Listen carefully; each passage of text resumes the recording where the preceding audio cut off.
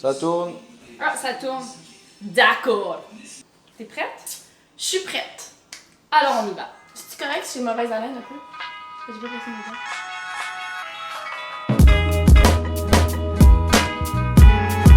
Bonjour à tous, bienvenue sur ma chaîne. Aujourd'hui, je suis avec une invitée qui est, je pourrais dire spéciale, mais pas si spéciale que ça parce que vous l'avez vu souvent sur ma chaîne, vous m'avez vu sur sa chaîne. Pour ceux qui ne le savent pas déjà, c'est ma fille Noémie. Bonjour!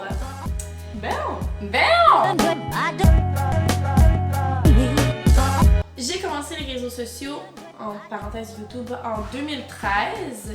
En fait, en 2013, c'était tellement nouveau au Québec. Je pense que les gens connaissaient même pas encore ça comme aujourd'hui. Là, c'est clair que non. Là, c'était vraiment quelque chose qui débutait. C'était vraiment à la base un passe-temps. J'avais aucune idée que tu pouvais faire de l'argent avec ça. J'avais aucune idée que tu pouvais vraiment comme construire un empire en guillemets en te filmant sur YouTube. Quand j'ai débuté, toutes les filles sur YouTube ne parlaient que de beauté. Tu sais, t'avais pas de filles qui parlaient nécessairement d'humour ou de...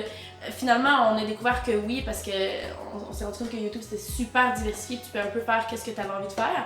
Mais à la base, j'ai commencé dans la beauté, c'était tellement pas moi. Après ça, j'ai fait un peu d'humour, puis après ça, je me suis laissée un peu plus aller. Je parlais beaucoup d'opinions, beaucoup de... Je mettais beaucoup ma personnalité de l'avant en fait. Ça n'a pas changé, mais les sujets avec le temps ont beaucoup changé. Donc, elle a une chaîne YouTube, j'ai une chaîne YouTube. On est pas mal sur les mêmes réseaux sociaux, Instagram, Facebook. Moi, j'ai emboîté le pas en 2015. Ce que je trouve de spécial, c'est qu'on a vu tout ça arriver. Ouais. Donc, YouTube, on était sur YouTube quand il y avait personne sur YouTube. Il y avait des gens, mais il y avait que quelques personnes, quelques Québécois. Vraiment une petite famille en fait. Exactement. Puis on a vu aussi arriver les agences qui se sont intéressées aux créateurs. Donc depuis 2013, depuis 2015 sur YouTube. Puis on s'amuse beaucoup. Oui.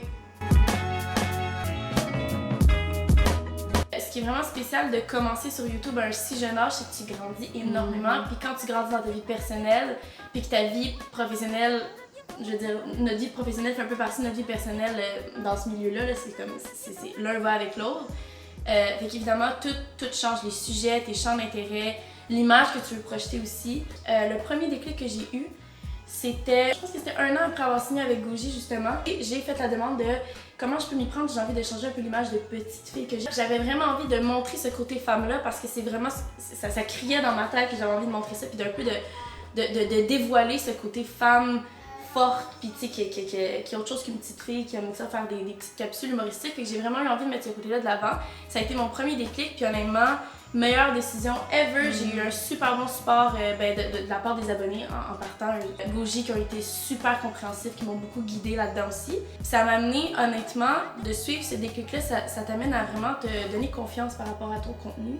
Le deuxième gros déclic, ça a été tout récemment, en me séparant de Guillaume. Ça a été comme de mettre de l'avant moi-même. Ouais. Juste moi, premièrement, dans ma vie personnelle, j'ai dû beaucoup écouter mon instinct, me découvrir, savoir qui j'étais vraiment toute seule en tant que femme.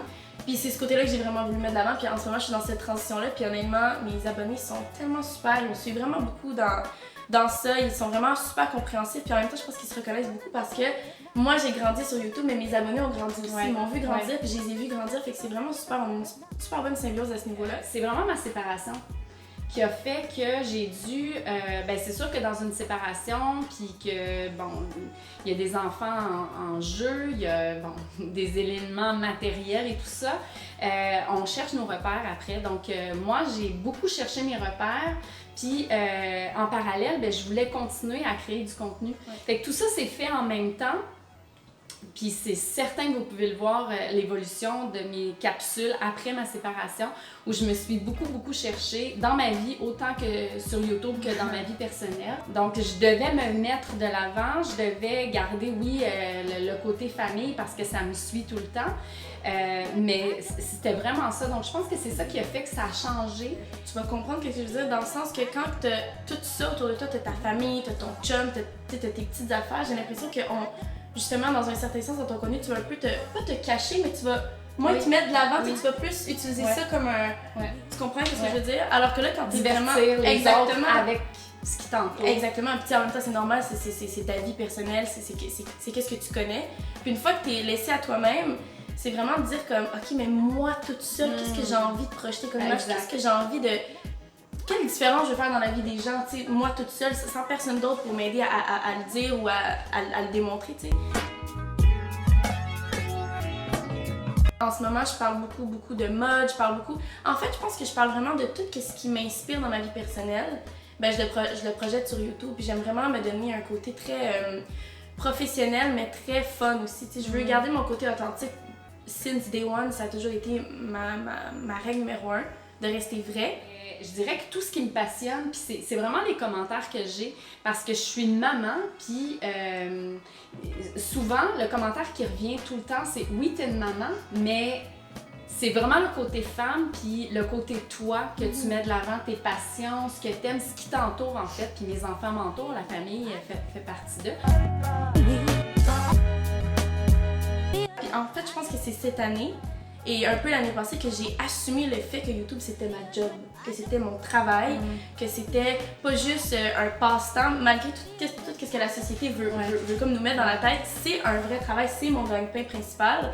Puis je l'ai assumé, puis je me suis dit, écoute, si c'est pour être ma job, ben je vais le faire ma job comme du monde, je vais aller chercher les ressources que j'ai besoin, je vais être professionnelle, je vais vraiment mettre ces deux côtés-là de l'avant.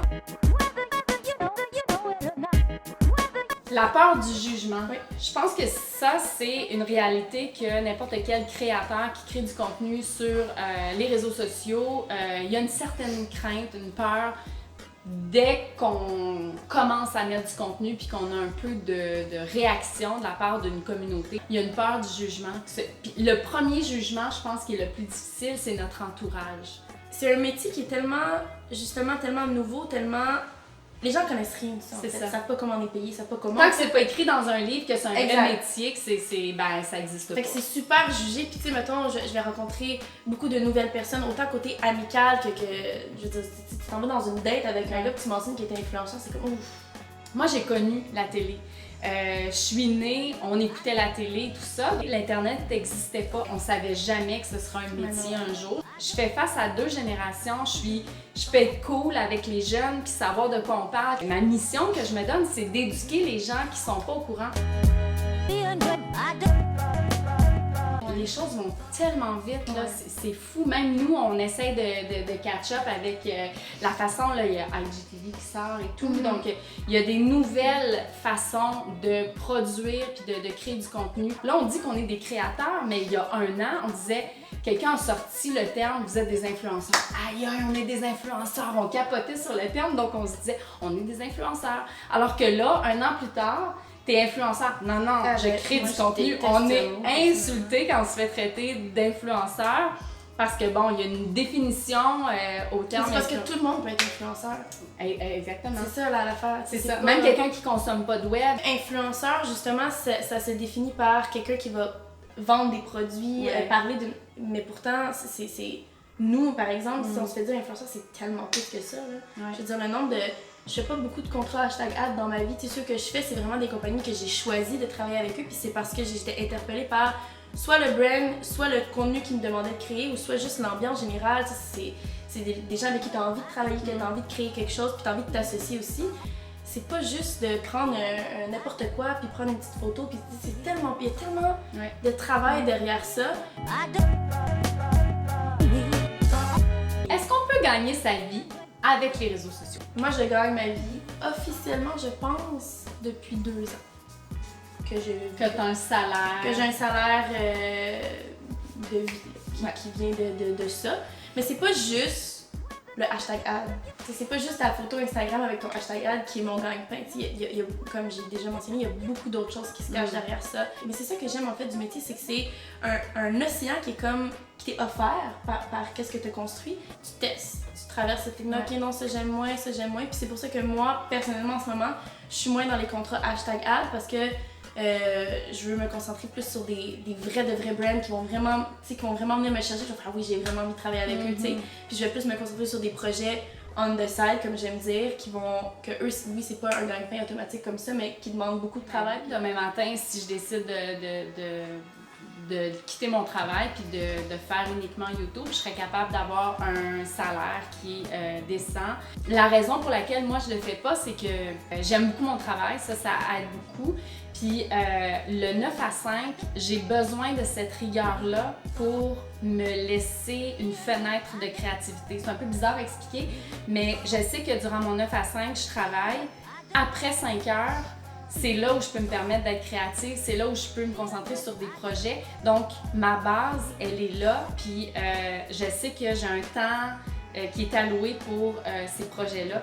Si demain matin, je me lève et je suis à 100% créatrice, je pense que je vais me perdre un peu. Ben, puis c'est vraiment la réalité des influenceurs. Puis le côté négatif là, du métier, si je peux dire, c'est vraiment ça, c'est que t'es un peu laissé à toi-même, t'es ton propre boss, puis souvent on est hyper jeune quand on commence, fait que c'est vraiment difficile de se trouver justement une ligne de pour pas perdre la tête, de se mettre un peu n'importe où. Comme moi par exemple, j'ai dû vraiment travailler fort à m'organiser parce qu'au départ j'étais zéro organisée, puis quand t'es zéro organisée, mais t'es ton propre boss, c'est un peu le bordel, tu sais. Projet futur. Alors, par où commencer? Le premier. En fait, j'en ai un vraiment gros. Que ça fait plusieurs mois que je parle à mon audience, mais écoute, c'est tellement quelque chose d'énorme, tellement quelque chose que je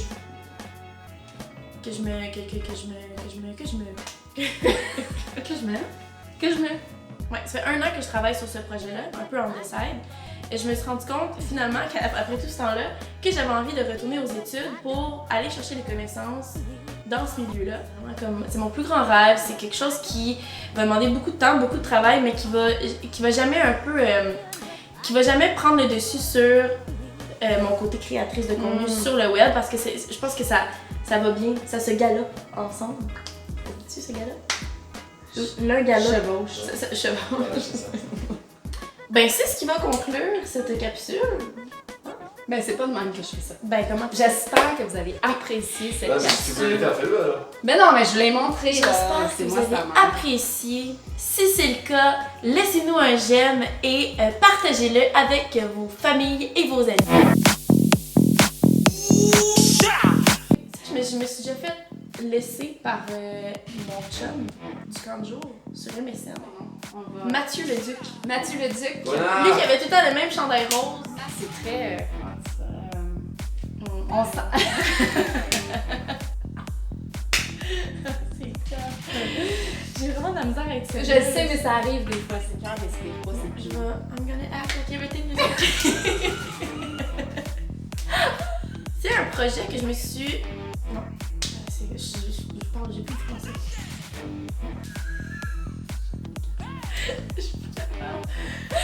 J'ai chaud là.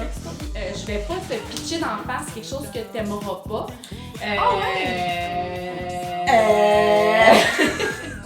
Plutôt que de comme. Non, mais.